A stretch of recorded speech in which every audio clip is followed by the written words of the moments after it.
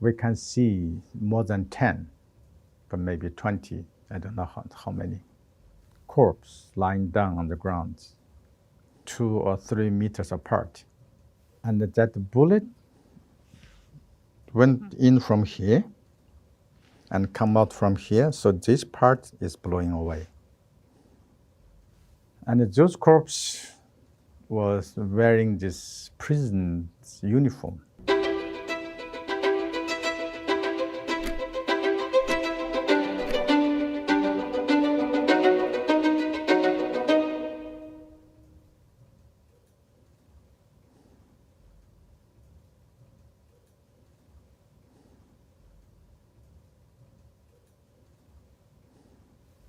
In 1995, that was a summer day.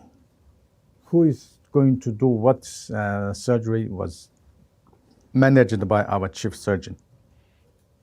And I had 2 chief surgeons.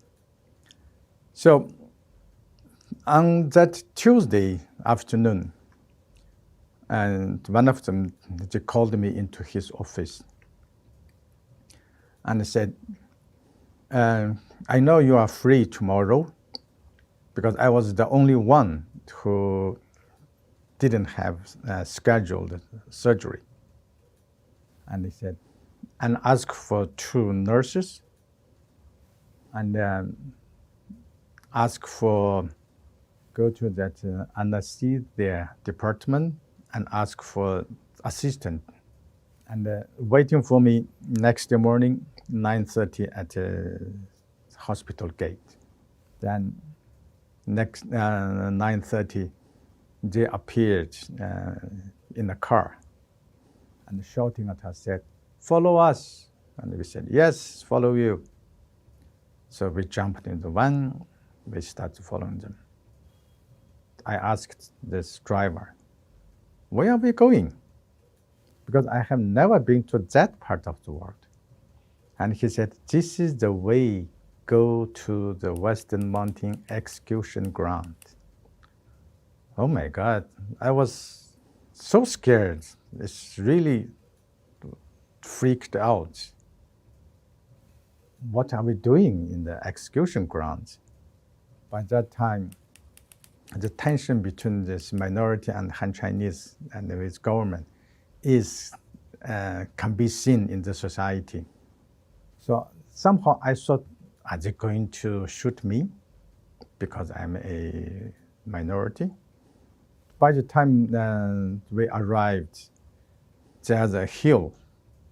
Western Mountain District, as the name suggests, it is inside the mountains. Everywhere is mountains, hills. Our 2 chief surgeons was waiting for us, and we arrived. And they said, you wait here and come around when you hear gunshots. And I said, okay, at least they are not going to shoot me because I'm going to wait here. Well, since we are all young, inexperienced in such situation, especially those 2 nurses, they're scared. They said, what's going to happen? Why we're here? Then we started hearing that noise from behind the hill. Truck noise, engine noise, people's noise, and somebody is shouting, and the people chanting, and the whistle is blowing. Then we heard gunshots. The gunshot is not like machine gun shooting. It's like many rifles shoot at the same time. So we went in. On the left side, at the slope of the mountains, we can see more than 10, but maybe 20, I don't know how many, corpses lying down on the ground, 2 or 3 meters apart. Everyone was shaved like me, and that bullet went in from here and come out from here, so this part is blowing away. And those corpse was wearing this prison uniform. You know, in China, all medical students during schooling at university, they have seen a lot of corpse. Not like the West, they don't use real corpse. We seen lot of dead bodies and dismantled body parts. So we are not scared when we see that. Then there was a police officer shouting at us, said, "Go to the far right. The last one is yours." Then our two chief surgeons was standing there, and there was a body lying down there with civilian's uniform, with long hair. It was a man. And the chief surgeon called me, said, "You come here." And then told others to put this body into the one. And he told me, "Now, this is what you are going to do. Do as quick as possible, remove liver and kidney." I actually felt so much relieved. And if that is the things they're asking me to do, that is nothing. I can do it straight away, no problem. And my old fear, panic has gone, because I thought they're going to shoot me. From that moment, my body actually turned into like robot, like trained or programmed the robot to carry out that following the program. So by the time I got into the one, they have prepared the body already. So I took the scalp, and then my chief surgeon standing next to me on my left. On my right is one of my nurse and the two assistants standing opposite me. So I started cutting straight away.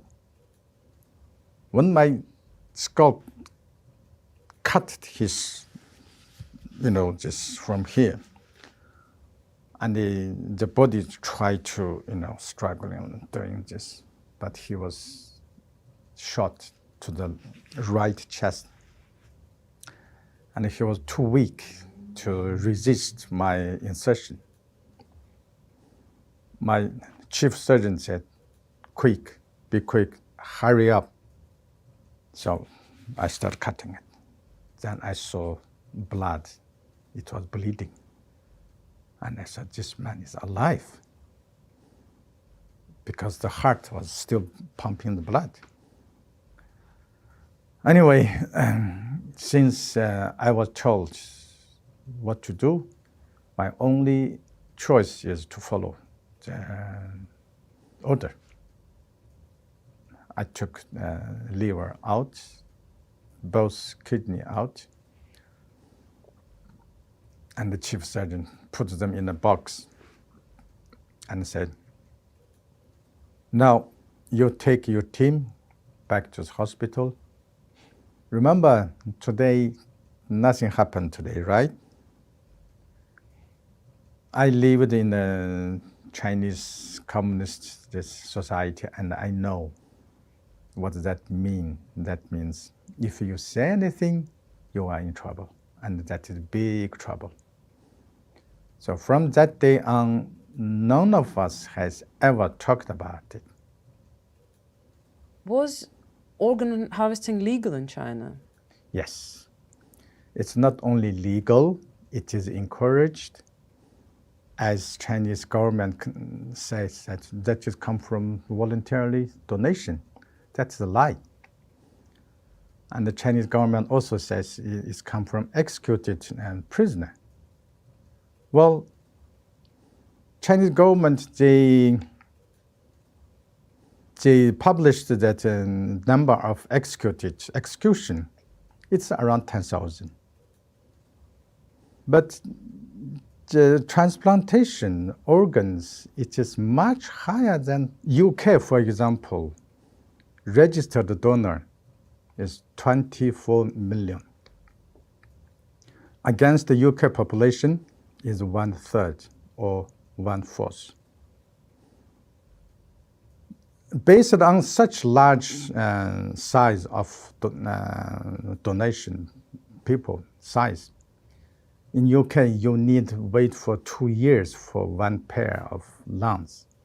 In China, they can get pair of lungs in 15 days.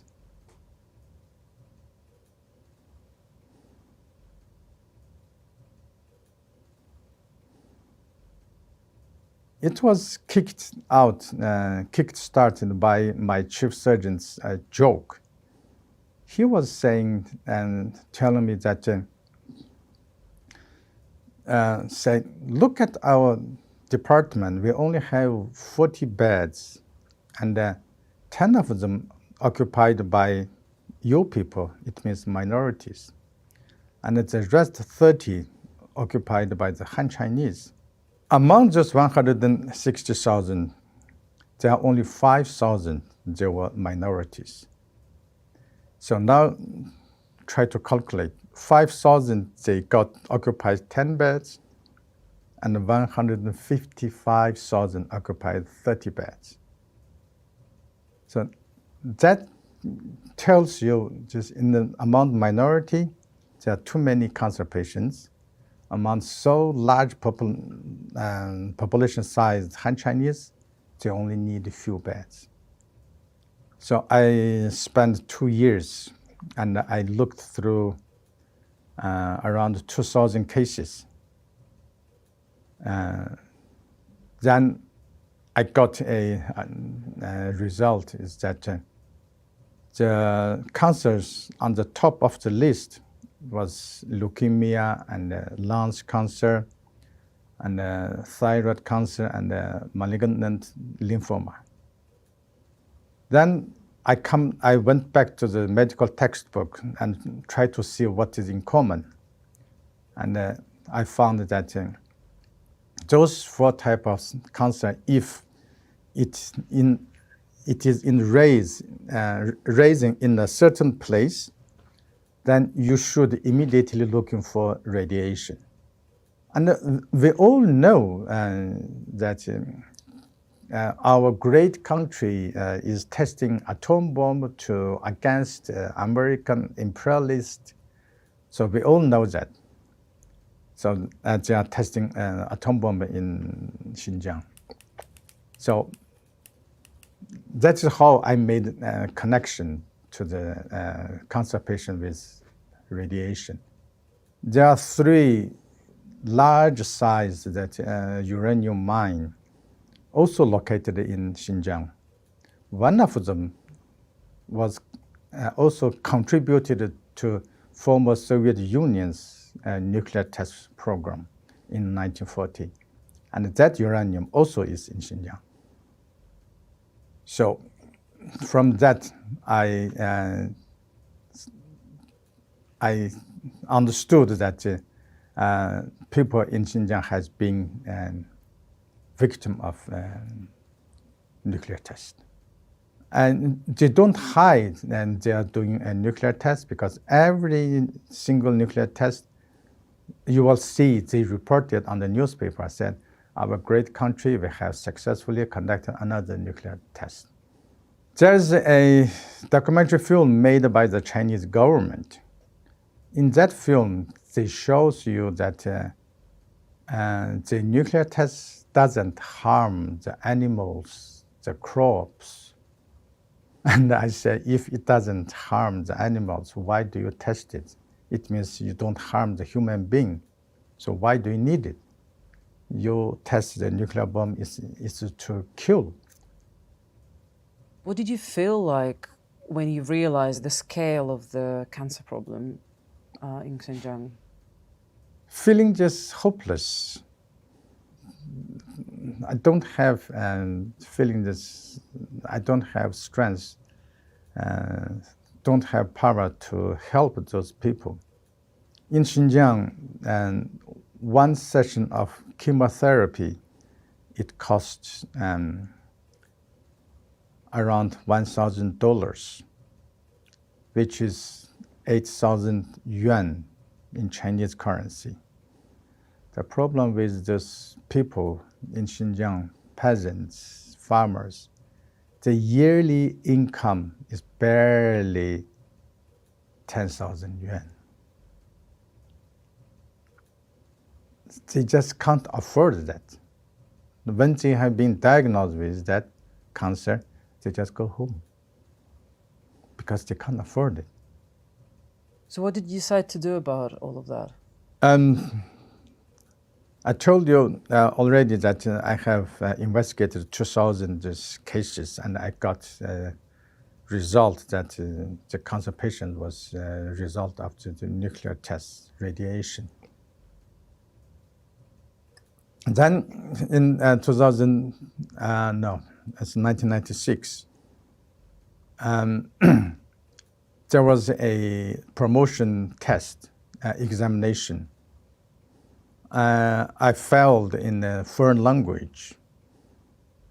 So by that time, I'm already fed up with working with just Chinese colleagues, with this system, with this society, because there are so many things happen.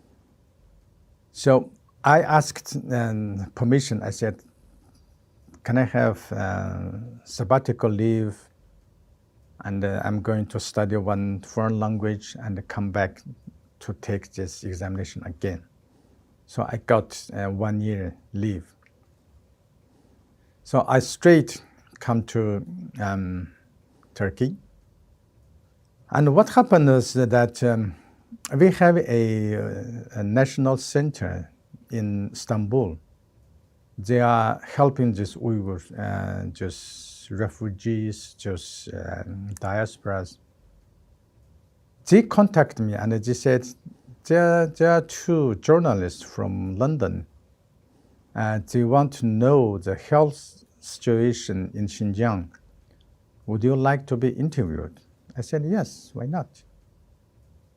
They contacted back to London and they decided to make a film. So they asked me, if we want to make a film, would you like to be our guide? I said, sure, yes. Because I had that idea. I wanted to tell this world about that. So 5 of us, we went back to Xinjiang. We spent 6 weeks. We filmed just victims and children. Because the radiation, when this atom bomb exploded and when you were pregnant, the child was likely to be born with deformity. But if you was born already, then you are likely to develop a cancer. And we chopped down a tree in the mountain, and we sent that piece of tree wood through British Embassy to London, and then to examining it. And we were waiting for the result because we had done everything. Then the result came and said, yes, you got the hard evidence. Then we left. The hard evidence is inside that tree. The radiation dosage is 300 times higher than the tree in Hiroshima. Were you scared to expose all of that? Yes. I don't scare the darkness. I can go out at midnight alone everywhere. But now, I'm scared in the darkness alone. And I think that experience, that half year, has caused this problem.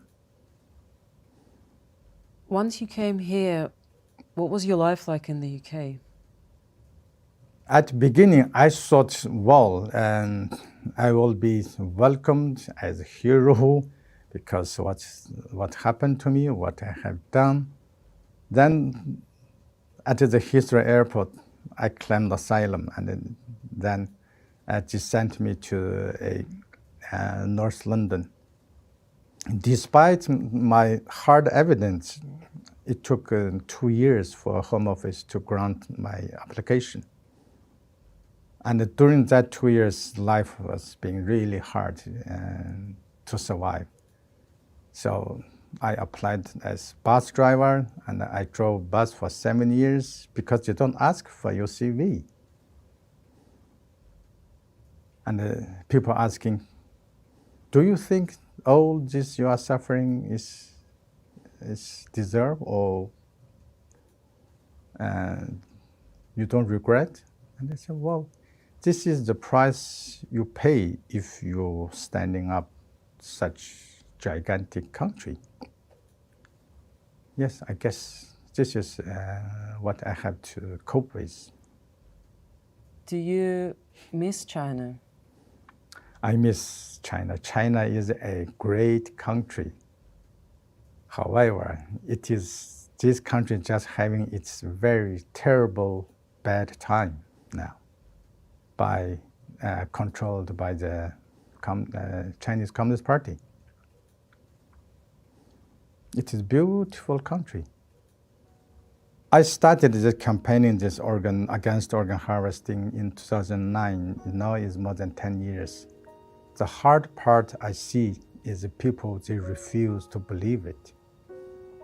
Did you realize the consequences of what you were doing? Did you realize that you will never be able to go back to China?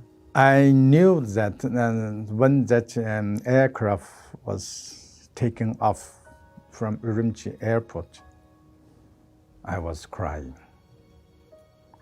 Looking at this ground, I said, okay, bye-bye. That's it.